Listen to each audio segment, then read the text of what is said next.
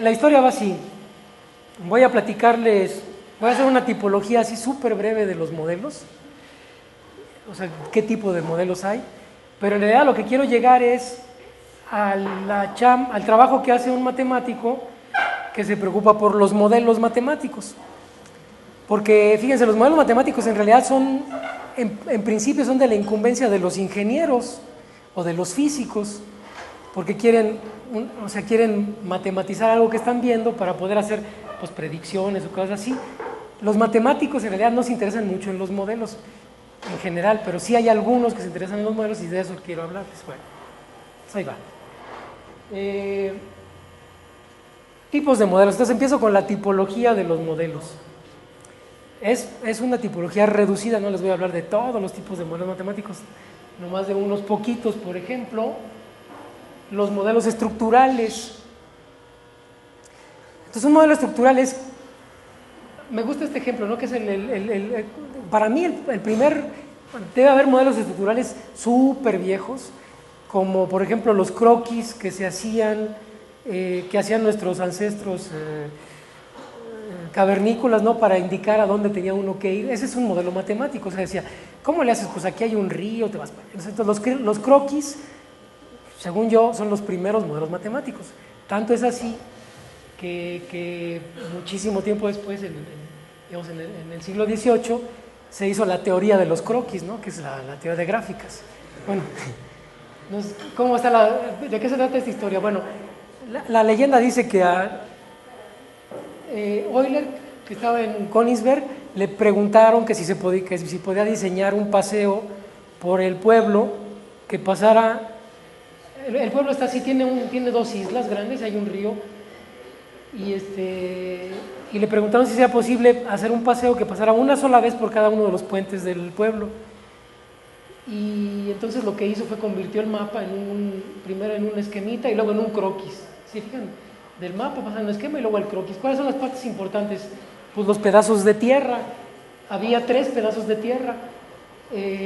La isla A, y luego, fíjense, bueno, ahí está, ¿no? D, que es una isla, A es otra isla, y luego B, que es B y C, que es el resto, ¿no? Bueno, son 4, A, B y C, A, B, C, D. O sea, había 4 cachos de tierra, y los puentes son las ligas que unen los cachos de tierra.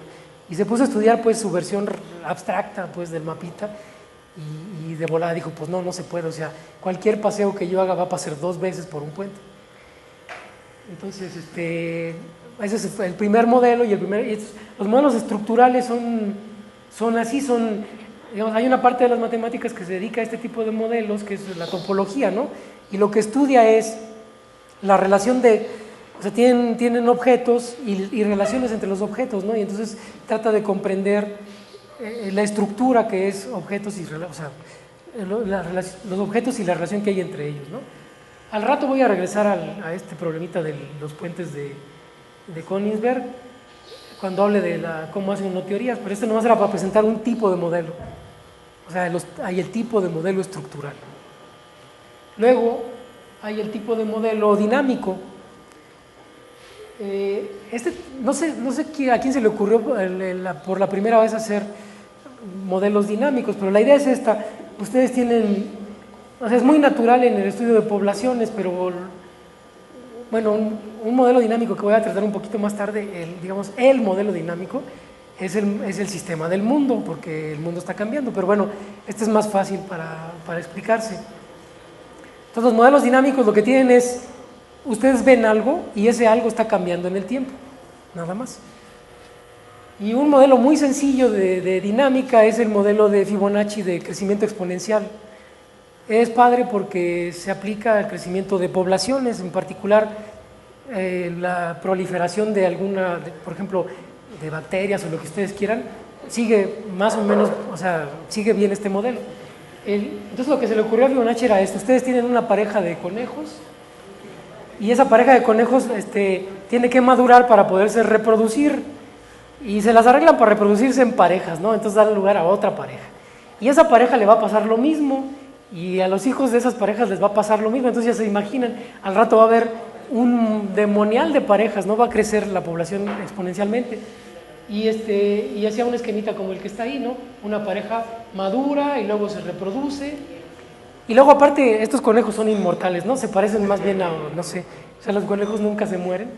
O sea, en un tiempo dado ustedes tienen un montonal. Ese histograma que pongo ahí es cómo va creciendo la población, crece exponencialmente. Es un buen modelo de crecimiento de poblaciones, al menos para las primeras etapas de la población. Eventualmente ya no funciona porque hay factores que impiden que el crecimiento exponencial se perpetúe. En particular, pues las cosas no viven para siempre, ¿no? O sea, los conejos se van a morir y luego van a faltar recursos y lo que ustedes quieran. Pero al principio del crecimiento de la población sí se ve un comportamiento exponencialmente creciente. Lo que él se dio, o sea, digamos, el modelo en números eran esas reglas que están ahí. El n de t más 1 era el número de parejas de conejos que había en la generación t más 1. Y ese número de parejas pues dependía de las parejas que había en la generación anterior y en la anterior de la anterior. Y es un modelo es un modelo de recurrencia lineal. Bueno, lo que está padre con todo este rollo es que cuando ustedes ven cuál es la tasa de crecimiento, pues esa tasa de crecimiento, o sea, dividen la población en el tiempo siguiente entre la población en el tiempo anterior, resulta que la tasa de crecimiento es la fracción dorada, que le gustaba mucho a los pintores y a todo. Bueno, la frecuencia de 1 más la raíz 5 sobre 2. Este modelo crece con una tasa de crecimiento como la fracción dorada. Bueno, es una curiosidad. Y luego están estos modelos estocásticos. Entonces ya vimos modelos estructurales, cómo se acomodan cosas, ¿no? Y ahí no se mueve nada. Luego modelos dinámicos, tienes algo que cambia en el tiempo, pero en realidad bueno, son muy limitados. ¿Y de dónde salen los modelos estocásticos? Digamos, ¿qué sería? ¿El siglo XVII y XVIII? Sí, tal vez. Había una preocupación que digamos, el origen de este tipo de modelos viene de dos fuentes. Uno es los juegos de azar, era una preocupación grande. La gente quería modelar los juegos de azar, o sea, cuando jugaban cartas y los dados y no sé qué, de hecho, uno de los, ¿quién fue? Déjenme acuerdo. Había un matemático renacentista que escribió, sí, ya me acordé, incluso más viejo, ¿no? Cardano, que también se preocupó por los juegos de azar, escribió un libro que era muy preliminar, tenía algunos conceptos de probabilidad y también tenía trucos, o sea, cómo hacer trampa. O sea, todo eso realmente era una preocupación seria de la gente, ¿no? O sea, el Cardano hacía probabilidad y al mismo tiempo les decía cómo hacer trampa. Bueno, ahora en matemáticas hay una disciplina que se llama la teoría de juegos y también se incluye hacer trampa. Bueno, la cosa es que había esa preocupación de la teoría de juegos y también estaba otra preocupación de aquellas épocas, era de Pascal, era los gases, ¿no? Los gases también los tenían que tratar. Pascal se le ocurrió tratar a los gases como pelotitas. Fue el que inició la teoría cinética de los gases, ¿no? Pelotitas que tienen un movimiento azaroso, entonces hay que meter probabilidades. Y un poco más tarde, estaban entonces los juegos de azar, los gases. Sí, y un poco más tarde está esta cosa. A lo mejor han oído hablar ustedes de Laplace.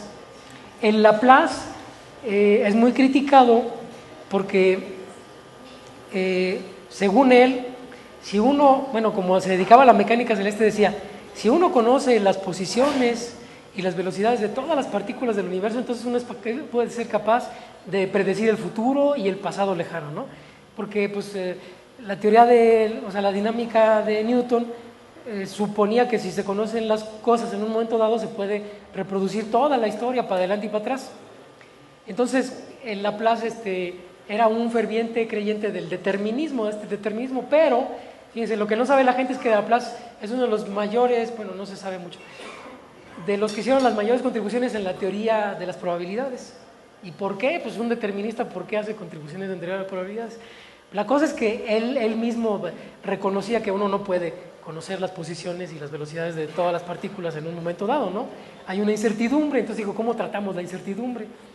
Entonces la otra fuente de los modelos probabilistas es la incertidumbre. Cuando uno no domina todo, pues tiene que incluir una incertidumbre, y esa incertidumbre se tiene que tratar como algo probabilista. Bueno, entonces tiene esas tres fuentes, ¿no? Los valores de los dados, o sea, cuando ustedes juegan a los dados, pues toman 2 dados, creo, sí, toman 2 dados y lo que va a pasar es que luego lo que toman en cuenta es la suma, ¿no? Pues la suma, o sea, la suma de lo que le cayó al dado 1 y al dado 2 se va a distribuir de esa manera. Y luego de Moivre en aquellos tiempos demostró que había cuando tenían un número muy grande de dados, la distribución se empezaba a parecer a una distribución continua que es muy conocida, ¿no? Y que dio lugar a uno de los grandes teoremas de probabilidades que no voy a platicar aquí. Bueno, ahora lo que les decía, el gran modelo matemático es el modelo del sistema del mundo. Yo no sé, o sea, seguramente los antiguos tenían sus modelos del sistema del mundo, pero no eran modelos matemáticos, eran pues rollos, ¿no? O sea, descripciones de cómo llegó Zeus, hizo esto y no sé qué, y bueno, sí.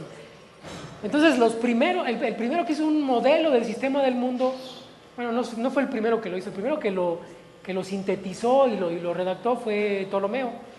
Entonces el Ptolomeo sintetizó todo lo que se sabía en aquella época y describió en detalle el sistema del mundo. ¿Qué es un sistema del mundo? Pues lo que quería saber la gente es cómo se mueven la Tierra, el Sol, la Luna y las estrellas, o sea, ¿cuál es el mecanismo que rige esos movimientos? Eso es lo que llamamos el sistema del mundo. Y entonces lo que hizo el Ptolomeo fue un esquema mecánico de esferas concéntricas, y luego en realidad no eran concéntricas. Él primero hizo un sistema de esferas concéntricas, sí hizo contribuciones, porque la idea era que había un sistema de esferas concéntricas donde en el mero centro estaba la Tierra, luego seguía la Luna, después seguía el Sol, luego estaban los planetas acomodados de cierta manera que se movían de una forma particular, porque por ejemplo, como en el movimiento de los planetas con respecto a la Tierra se ve una especie de regresión, entonces suponían que esos planetas se movían en una esfera pero dando vueltas alrededor de algo. Era un sistema complicado, ¿no?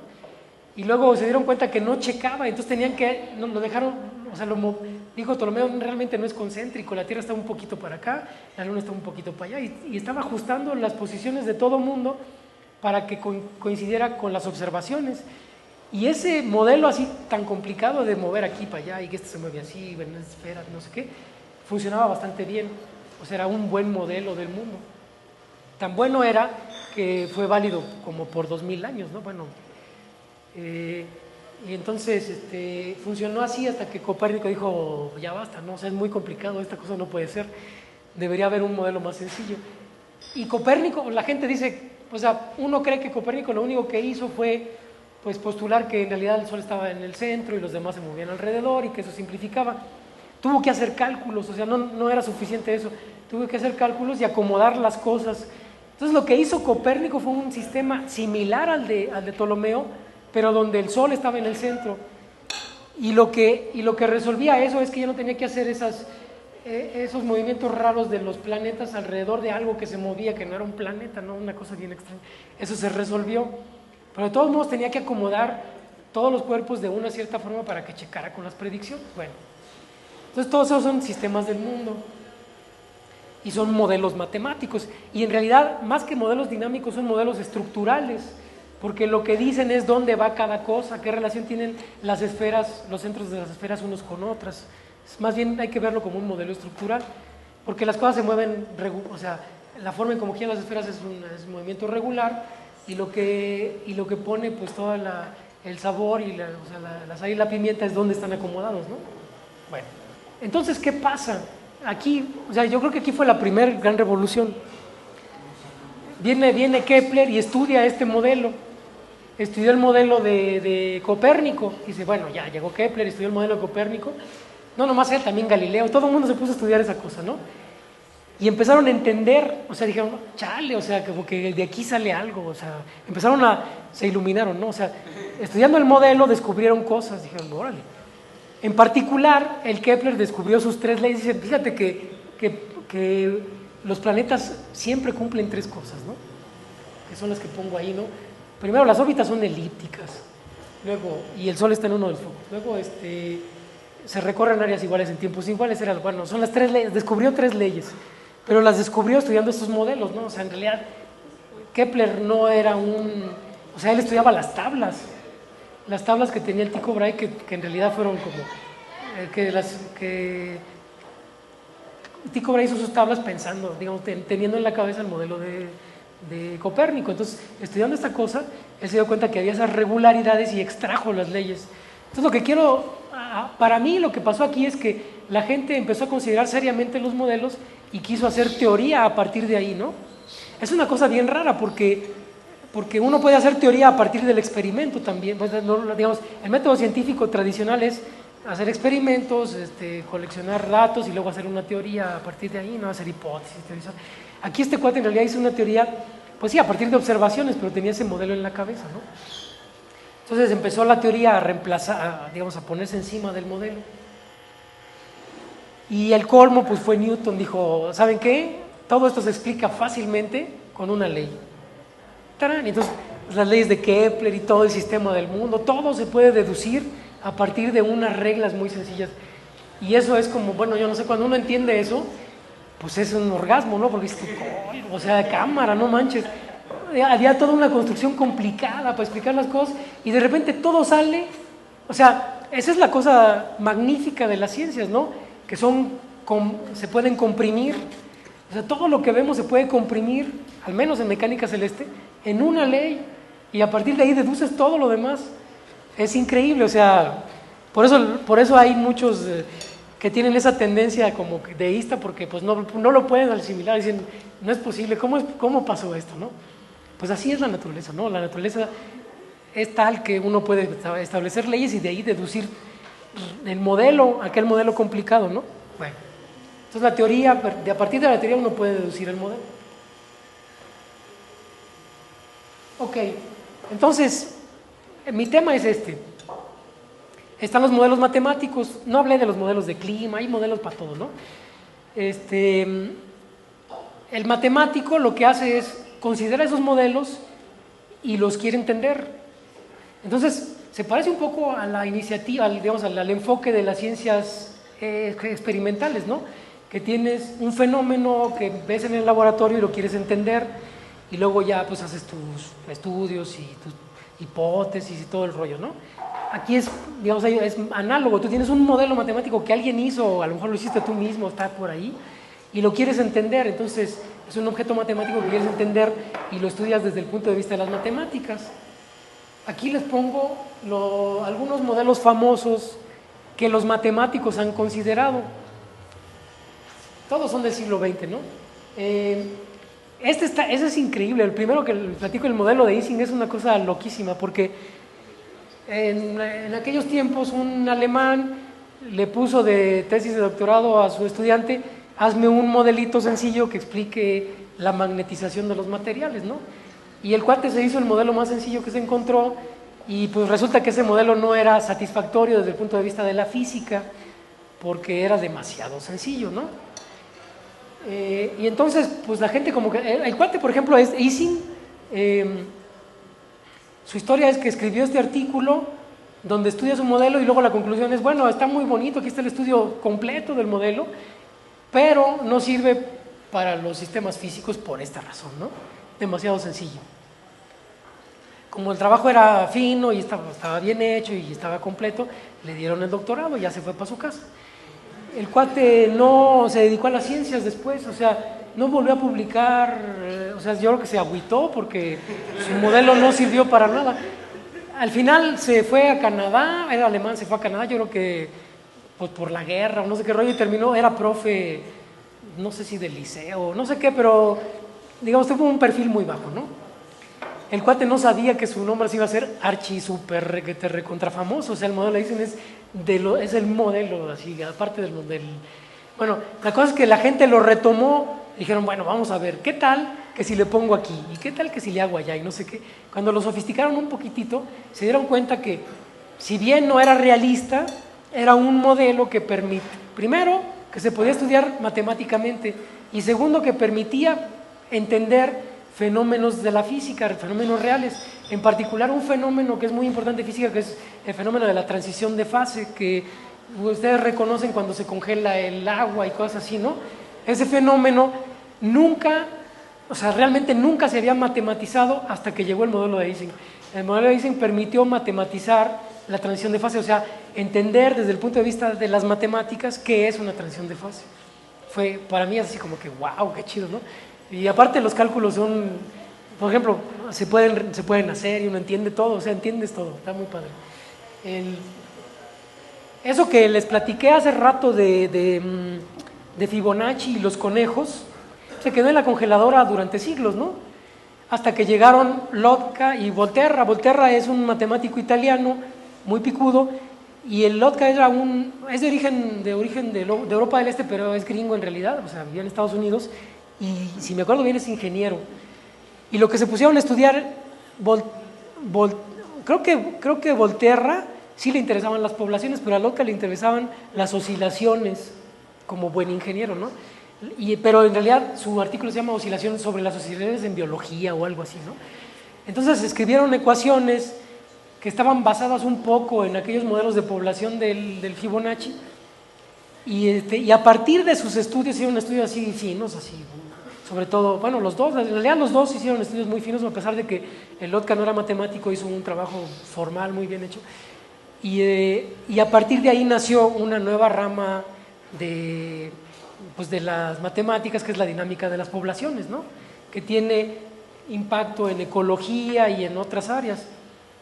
Y lo que estudia la idea es esta: ustedes tienen, lo que miden es cantidad de población o densidad de población, poblaciones que compiten entre sí, y cómo termina siendo el juego de esta competencia, ¿no?, entre poblaciones. Un ejemplo bien tranquilo es el que involucra el pasto, el conejo y el coyote, ¿no?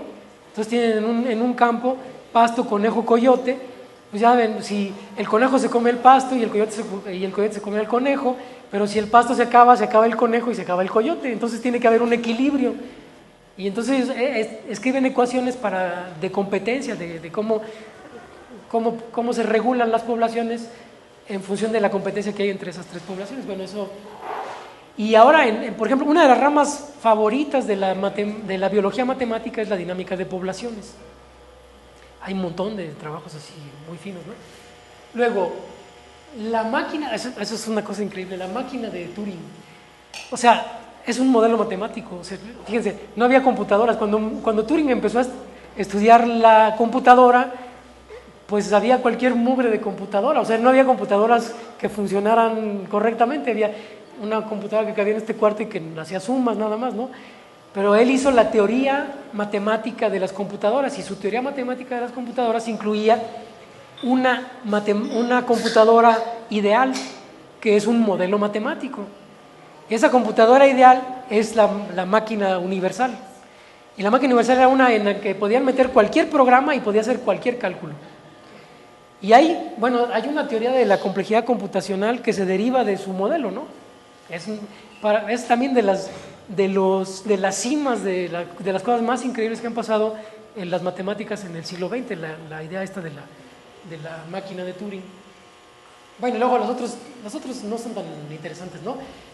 Las redes de Kaufman, el modelo de Schelling, el modelo de Hopfield y Axelrod, todos esos, más o menos en alguna medida, son herederos del modelo de Ising. O sea, lo que pasó es que el modelo de Ising, que se hizo originalmente para entender materiales, la magnetización de materiales, la gente cuando lo entendió dijo, mira, también se puede usar acá, también se puede usar acá. Hoy en día el modelo de Ising se usa hasta para limpiar escobas, no sé, para lo que sea, se usa para todo.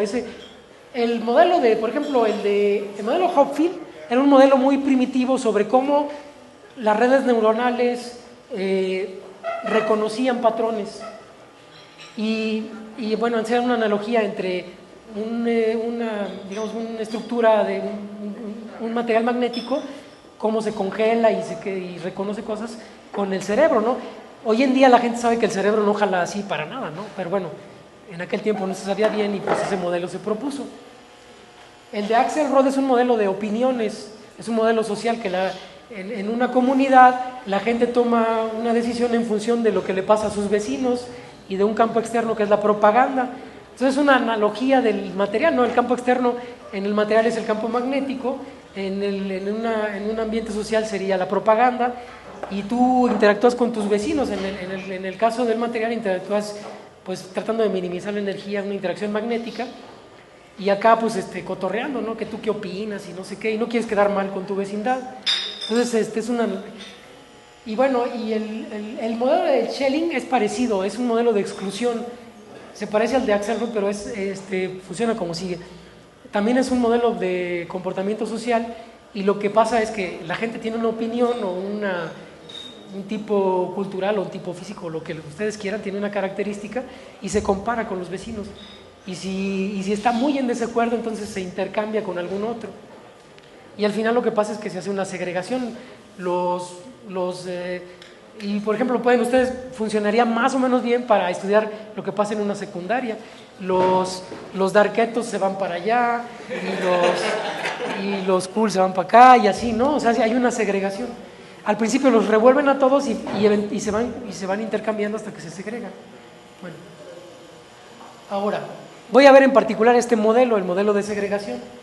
El modelo de segregación, fíjense, la regla es muy sencilla: viven todos en una cuadrícula y estás contento si tus vecinos son parecidos a ti, y si no, estás descontento y te quieres cambiar a otro lugar. Y ya, ¿no? Y aquí tengo una simulación, a ver si jala. Ahí está. Entonces, fíjense, primero están todos revueltos y se empiezan a intercambiar porque no se caen bien, y los azules se van para los azules serían liberales no, como demócratas y no sé qué, exactamente. Y se van segregando y forman patrones así al final, ¿no? O sea, se intercambian hasta que minimizan el descontento. Esa es la idea, ¿no? ¿Qué pasó? Aquí. Entonces, cuando uno estudia estos modelos, surgen preguntas del tipo, o sea, dígame, ¿sí? ¿Hay una razón por la entropía? Sí, decrece la entropía. Es como lo contrario de estos sistemas disipativos, violan la segunda ley de la termodinámica, porque la entropía va para abajo en lugar de ir para arriba. Sí. Bueno, pero esa entropía se va a otro lado, ¿no? O sea, bueno, la cosa es que ustedes hacen este modelo, lo pueden programar. Por ejemplo, aquí Andrés programaría el modelo y ve lo que pasa. Pero entonces el matemático dice, bueno, yo veo que se segregan, pero ¿por qué? O sea, ¿qué está pasando, no? Entonces, las preguntas del matemático son de este tipo, ¿no?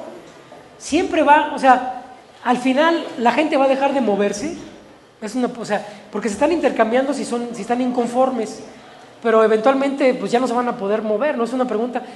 Y lo que hace el matemático es demostrar, o sea, dice, bueno, teorema, en el modelo, al cabo de tantos pasos, la gente ya no se mueve. Y luego hace su demostración, ¿no? Ese es el enfoque del matemático. Entonces ya entendió algo, dicen, finalmente todos se van a estacionar y van a converger a una configuración segregada. Y luego, otra pregunta es, bueno, ¿y cuántas configuraciones puede haber al final?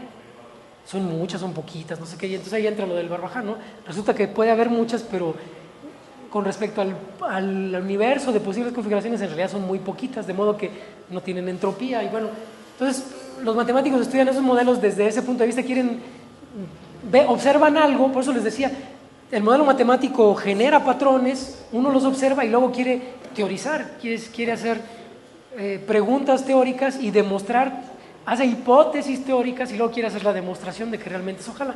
Entonces, digamos, para el matemático el modelo es un universo virtual que él observa como científico natural, vamos a decir, y hace todo su desarrollo de científico pues en ese universo de mentiras, ¿no? Bueno, entonces los modelos también tienen su aspecto matemático. Los modelos son modelos matemáticos que originalmente se crearon con algún fin, ¿no? Para ilustrar algo, para explicar algo, para predecir alguna cosa, pero también son objetos matemáticos que merecen un estudio matemático. En particular, por ejemplo, regresando a este modelo de los puentes de Königsberg, de Euler, pues de ahí surgió toda una teoría matemática. Y por ejemplo, el resultado de Euler que decía, no puedes hacer un paseo en Königsberg que pase una sola vez por cada puente, es un teorema. O sea, él dijo, bueno, voy a considerar todas las figuras que se forman con puntitos y rayitas, todas las figuras posibles, las que ustedes quieran. Y voy a tratar de entender cuándo es que puedo hacer un paseo que pase una sola vez por cada raya. Y encontró las condiciones necesarias y suficientes para que eso pasara, que es, bueno, esencialmente todo mundo tiene que tener un número par de rayas que le llegan, o sea, todo punto tiene que tener un número par de rayas que le llegan. Si acaso puede haber dos que no. Si hay dos que no, entonces uno es el inicio y el otro es el final del paseo. Y si no, pues los paseos son circulares, ¿no? Pero entonces todo el mundo tiene que tener un número par de rayas. Y esa es la condición, o sea, si tienen eso, ya la hicieron. Si no lo tienen, es imposible. Entonces está padre, ¿no? Porque a partir de un juguete que era un modelito se hace una generalización y luego un teorema. Bueno, ¿qué más? Ya voy a acabar, ¿eh? El modelo de Ising, a mí me encanta el modelo de Ising, de hecho yo pues parte de mi chamba es derivada del modelo de Ising. El modelo de Ising es, tienen un tablero y en ese tablero hay, digamos, negros y como un tablero de ajedrez. Bueno, la cosa es que, sí, es un modelo donde tienen un tablero de ajedrez donde hay negros y blancos, pero esos negros y blancos interactúan. De manera que, por ejemplo, dos negros quieren estar juntos y dos blancos quieren estar juntos, pero cuando hay negro con blanco hay una tensión. Entonces uno lo que calcula es la tensión total, ¿no? Así como la energía acumulada. Y entonces cada configuración posible tiene una probabilidad. Es un modelo, de hecho, el modelo de Ising es un modelo estocástico, es un modelo probabilista. Cada configuración tiene una probabilidad que depende de la tensión acumulada. Las configuraciones que tienen mucha tensión son poco probables y las que tienen poca tensión son más probables. Ese es el modelo, o sea, es un modelo realmente sencillo. Entonces, la naturaleza busca disminuir la tensión y pues entonces las configuraciones tendrían que ser... Bueno, pero hay un parámetro extra, ¿no? Que es la temperatura. Si la temperatura es alta, la tensión no importa. Cuando hace calor, nos olvidamos de nuestras diferencias. Pero cuando hace frío, entonces hay tensión, ¿no? Entonces uno tiene ese parámetro extra que es la temperatura, que regula la tensión entre la gente, pues depende de esa temperatura. Bueno, fíjense, entonces aquí surge lo de la transición. Necesitamos una temperatura para tener transición de fase. Cuando hace calor, más o menos cualquier configuración es igualmente probable, o sea, y ustedes lo que van a ver es un relajo. Van a ver negros con blancos revueltos, así, sin ningún problema. Y cuando empiezan a bajar la temperatura, algo va a suceder y de repente las cosas se segregan, como en el modelo de Schelling, negros para un lado y blancos para otro lado. Que es como cuando se congela, cuando ustedes están congelando algo, entonces el agua, los hielitos se nuclean y se separan del agua, ¿no? Una cosa de ese tipo. Entonces es una forma de entender la transición de fase. Y caray, tenía una simulación, déjenme ver. Aquí está. Entonces, esta simulacioncita lo que hace es, tiene el modelo de Ising y le van cambiando la temperatura, ¿no? Entonces ahí hace calor y luego se enfría, otra vez hace calor y lo vuelven a enfriar, hace calor y lo vuelven. Entonces cuando se enfría, se segregan, ¿se fijan? Se forman dominios de puros negritos o de puros blanquitos. Ya. ¿No está lo que dijo? Bueno, entonces ¿qué pasó con el modelo de Ising? Es un modelo probabilista. La gente se preocupó por ese modelo porque era un modelo pues fácil de simular. Esa simulación que les puse ahorita es muy socorrida en particular en física, ¿no? Que se llaman las simulaciones de Monte Carlo. Cuando ustedes tienen un fenómeno probabilista, lo que quieren es pues verlo a lo largo del tiempo, ¿no? Les gustaría ver cómo oscila a lo largo del tiempo. Entonces se desarrolló toda una tecnología para simular las fluctuaciones.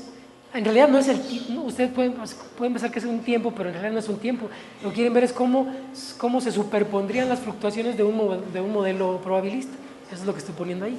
Bueno, ok, entonces aquí hay toda En física matemática hay toda una disciplina que se creó a partir del modelo de Ising, que se preocupa por cosas del tipo, fíjense, una cosa súper loca. Ustedes hacen la simulación esta y ven la transición, o sea, ven las figuritas que están cambiando. Entonces el matemático se pregunta, bueno, ¿y será cierto? Teorema. O sea, primero hay que definir qué es una fase. Una fase es bla, bla, bla, ¿no? Entonces, teorema, existe una temperatura crítica tal que si estamos por encima, tal cosa, y si estamos por abajo, tal otra, ¿no? Entonces, surgió toda esa pues, teoría matemática del modelo de Ising, que si ustedes juntan la literatura, pues ha de ser como así, ¿no? O sea, de puros cálculos y resultados matemáticos. Está bien padre, fíjense, se fijan que cuando la cosa se congela se forman como dominios.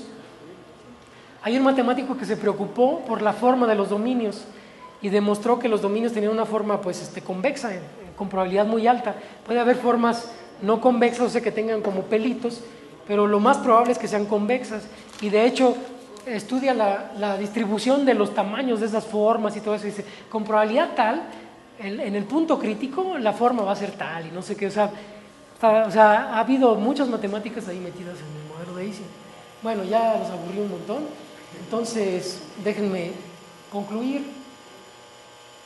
Entonces, cuando uno tiene un modelo, se hace preguntas del tipo, este modelo me lo pasó, por ejemplo, Andrés, no, aquí está el modelo y me pasa el programa, y digo, bueno, pero vamos a ver si está bien definido primero, ¿no?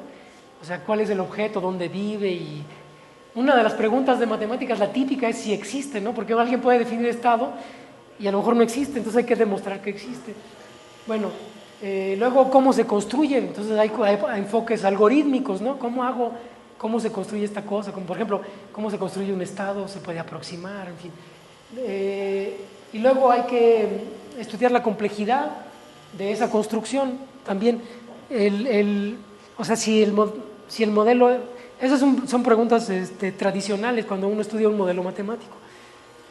Las preguntas del matemático serían de ese tipo. Entonces, fíjense, la pregunta sobre un modelo, eso está padre porque les voy a hablar de esto, ¿no? El caso particular del modelo de Ising. La transición de estar ordenado de estar desordenado, negros con blancos, a ordenarse y formar como islitas. Bueno, entonces esa es la idea de transición de fase. Entonces, la pregunta, ¿existe tal cosa? Hay un teorema que dice, sí existe realmente. Y para demostrar que existe, hay una construcción, que es la construcción de Peirce. Y esa construcción dio lugar a una teoría que estudia una familia muy grande de modelos cuando la temperatura es muy baja y nos dice cuántas fases puede haber dependiendo del tipo de modelo. Entonces, y es un caminito muy padre que se hace cuando se estudian matemáticas de los modelos, ¿no? A partir de una pregunta surge toda una teoría. Bueno, ¿qué más? Bueno, entonces ya voy a terminar. Lo que es muy, digamos, para hacer una especie de resumen de lo que platiqué, es conocido que, o sea, la gente sabe que se proponen modelos, pues con algún fin práctico, ¿no? El más común es predecir. Uno hace un modelo matemático porque quiere predecir qué va a pasar. Y los de cajón, pues son los modelos de clima, ¿no? Uno hace un modelo de clima, que son modelos muy complicados, porque quiere saber si va a ser frío o calor mañana. Son modelos predictivos. Y se sabe que funcionan más o menos bien porque hay mucha incertidumbre. Bueno, pero esos son los modelos cuantitativos y que quieren predecir algo. Ustedes quieren saber si va a llover, dónde, y cuál es la probabilidad de que llueva, en fin. Pero también hay modelos, son cuantitativos, pero hay modelos cualitativos que lo que quieren hacer es entender, o sea, se hacen para entender alguna cosa. Es el caso del modelo de Ising. El modelo de Ising no predice nada, o sea, no hay ningún material en la naturaleza que se comporte así. Si ustedes quieren trazar los diagramas de fase de un material, pues tiren a la basura el modelo de Ising, no les va a servir. Pero sirve para entender la naturaleza de la transición de fase, o sea, se entiende qué quiere decir transición de fase con ese modelo. Es un modelo para conocer más que para predecir. Esos son los que a mí me gustan, los modelos que sirven para conocer. Pero luego, a partir de esos modelos, que son modelos que se hicieron para entender algo, pues viene el matemático, lo que quiere es entenderlo de forma rigurosa y hacer matemáticas sobre ese modelo, ¿no? Y eso es el aspecto de los modelos que menos se conoce. O sea, la gente, incluso los físicos teóricos, poco saben que hay toda una comunidad de matemáticos que se preocupan por el modelo de Ising desde hace 50 años y que tienen toda una literatura matemática sobre ese modelo, ¿no? Y bueno, siempre hay esta disputa. Hay incluso un artículo muy chistoso que escribió Sinai sobre cómo se tratan los físicos teóricos y los matemáticos, que dice como perros y gatos, ¿no? Se llama así el artículo, porque el físico teórico hace el modelo y dice, pues ya está, ahí está, ya jala, o sea, ¿qué quieres? Dice, ya predije, ahí está el cálculo, ahí está la simulación, ya no estás molestando. Y dice el matemático, dice, no, espérate, ni siquiera estamos seguros de que existe el estado, o sea, no manches, vamos a entenderlo bien.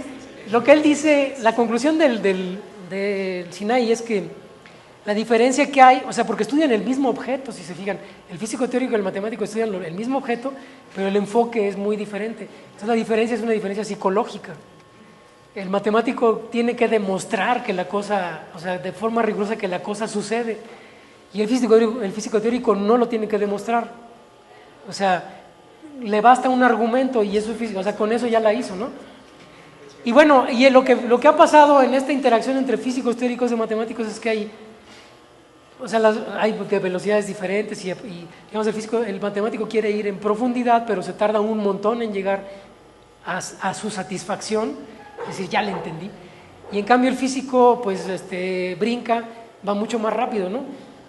Y es una interacción interesante porque los físicos tienen un montón de resultados que no están fundamentados rigurosamente, pero que funcionan. Y entonces el matemático va desesperado detrás del físico para demostrar que eso realmente tiene sentido, ¿no? Bueno, eso ha pasado en los últimos 50 años. Ya terminé, ¿no?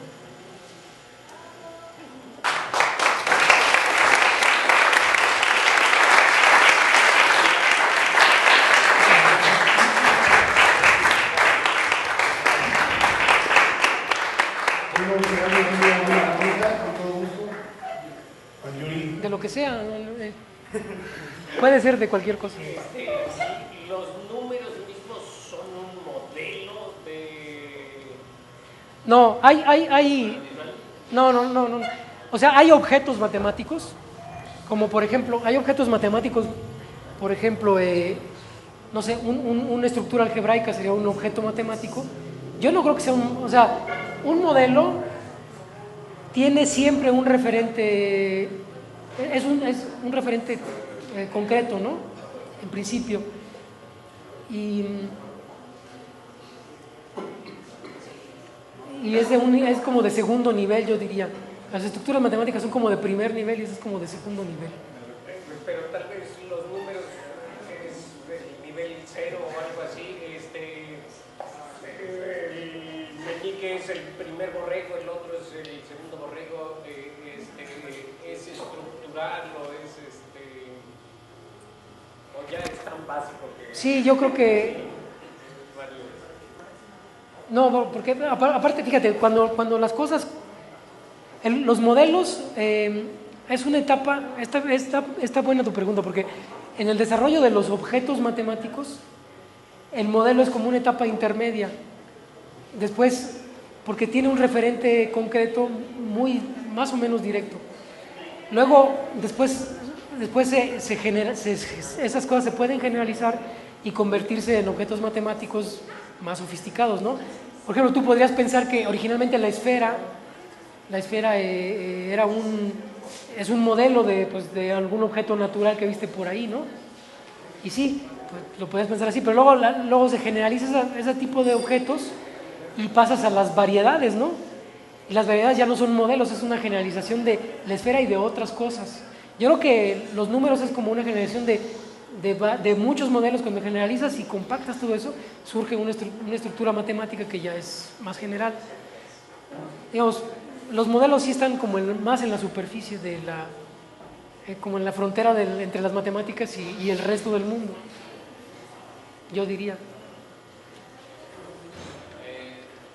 El modelo siempre viene después de la realidad física, o sea, proviene como la necesidad de interpretar lo que estás viendo. Sí. O hay ejemplos donde el modelo primero haya existido y después se le encontró donde... No, normalmente para que algo se llame modelo tiene que tener un referente concreto. aunque el modelo sea de caricatura, pero tiene que haber un pretexto, ¿no? ¿De dónde lo sacaste? Se construye a partir de algo. Lo que tú quieres es, o sea, tú observas algo o te imaginas algo, porque te lo puedes, no necesariamente observar, pero lo puedes imaginar, y luego tienes que hacer una versión como abstracta de lo que estás viendo. Pero siempre hay un referente concreto. Los croquis es un ejemplo, ¿no? Haces un croquis a partir de lo que estás viendo, de la disposición espacial de las cosas y así, ¿no? Ahora, en ese modelo de segregación blancos con negros, yo por ejemplo podría meter una configuración inicial, entonces estoy metiendo información en el sistema. Si eventualmente tienden a segregarse, no podríamos estar perdiendo información. Sí, en ese sentido, ahora si crece la entropía de Shannon. Pues depende de qué lado pongas la entropía. Porque no es un sistema físico, no es un sistema termodinámico, pero bueno, digamos, la manera natural de hacerlo es, si para ti la entropía, o sea, en esos modelos como de tablero de ajedrez, el punto de vista tradicional es pensar que la entropía es una medida de desorden más que de información. Y en ese sentido esa medida de desorden sí decrece, se hace más chiquita. El sistema al final está más ordenado.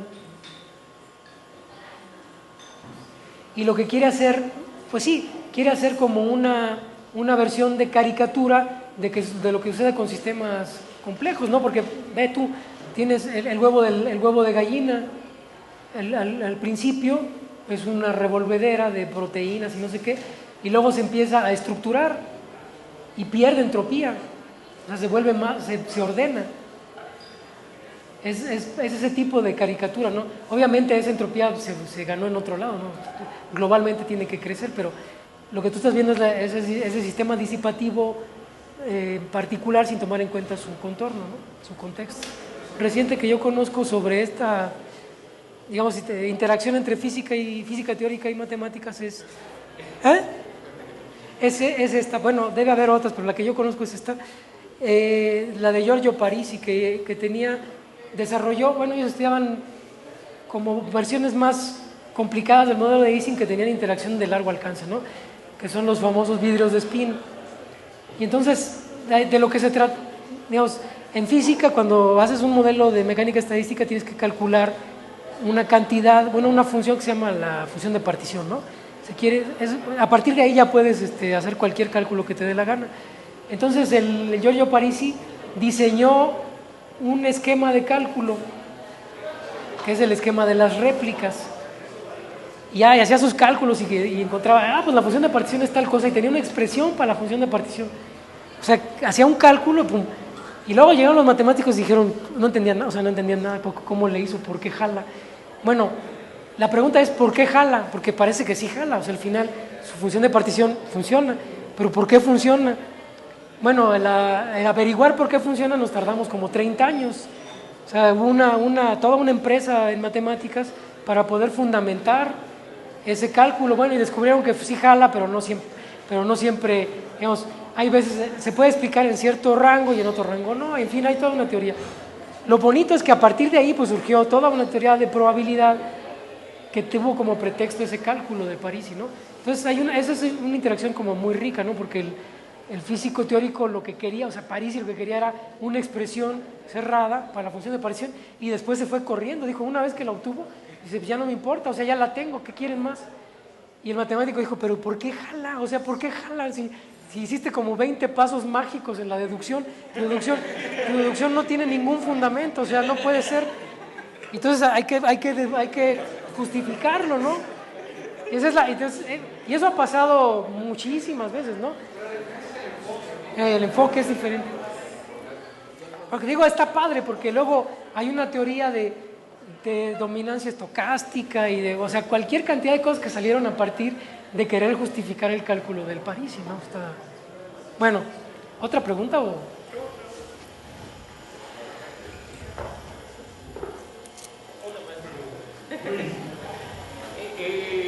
Presentas el sistema del mundo como el arquetipo de modelo. de modelo, pero es el clásico. Y la ecuación de Schrödinger, ¿cuál sería el modelo cuántico arquetípico? Pues el átomo de hidrógeno. El átomo de hidrógeno es un modelo, sí. El átomo de hidrógeno lo puedes poner con ecuaciones de Schrödinger si tú quieres, pero... La adivinación correspondiente a Newton, la de Schrödinger o algo así. Sí. Y luego eso se generaliza y dicen, pues es que jale para cualquier sistema cuántico y órale, ¿no? Sí, ahí funciona, ahí pasó lo mismo más o menos, ¿no? En la cuántica pasó algo análogo. Sí. Sí, de hecho la gente lo llama modelo, ¿no? O sea, el átomo de hidrógeno es un modelo matemático, o sea, en realidad el átomo de hidrógeno que hacemos con lápiz y papel, pues no es el real, no es nuestro modelo matemático que a partir de ahí podemos estudiar. Okay. Bueno.